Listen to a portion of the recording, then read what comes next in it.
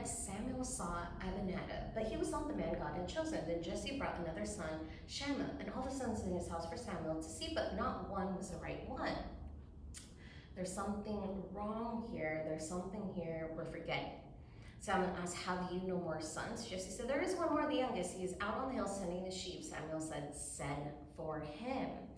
You know, there is another son. He's just out and about doing his work. That's awesome here. He could be the one here. And so after they look through all of those sons, here is David. Jesse sent up to the hills, and David, his youngest son, came down. He was young and handsome to look at. When Samuel saw him, he knew that this was the boy God had chosen. He took a horn of oil and anointed David as a man who would one day be king of Israel. And so they had anointed him here. It is going to be David who is going to be the next king of Israel, okay? Don't know when, but he is.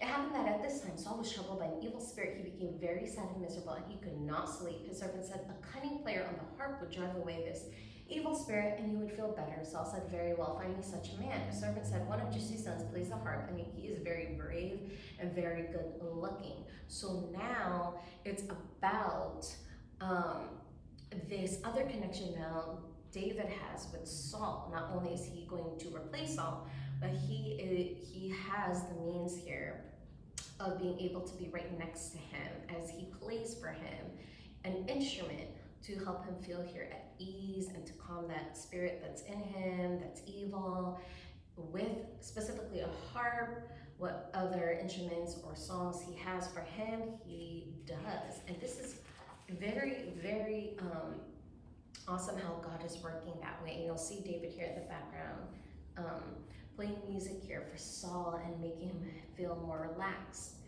Saul sent messengers to Jesse to ask that David should come down to him because they had given him as a suggestion. When Jesse heard the message, he sent bread and wine and a kid with David as gifts for King Saul here to show that, you know, you're here for good intentions, and this is an honor. That's how good David plays.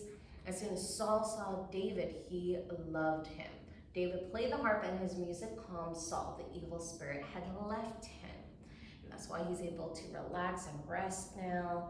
And good things are happening here because God's spirit here is in the midst. A great war was being fought between the Israelites and the Philistines, all right?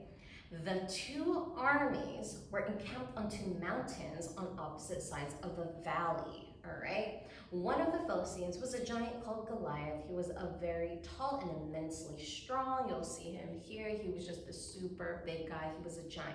He wore armor of brass, and his spear was as thick as a young tree. He called out to the Israelites, send out a man to fight me in a single combat.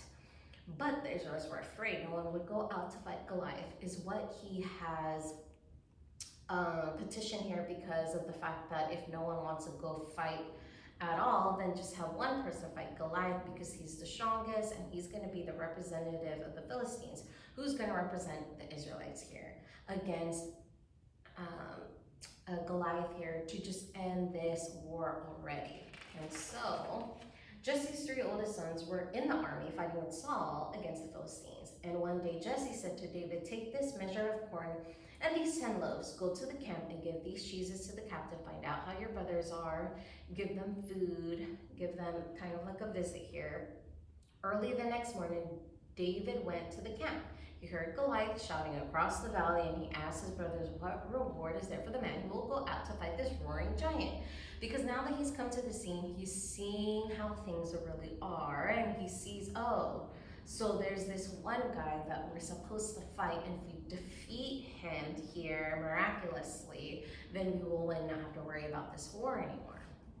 And so he is seeing here in the spirit that there's something needs to be done, and he can do something about it. David's oldest brother was angry and said, why aren't you stay in the hills with your sheep? You just came down here to see the battle. David asked other people about Goliath. Saul heard that a young man was saying that someone should fight Goliath.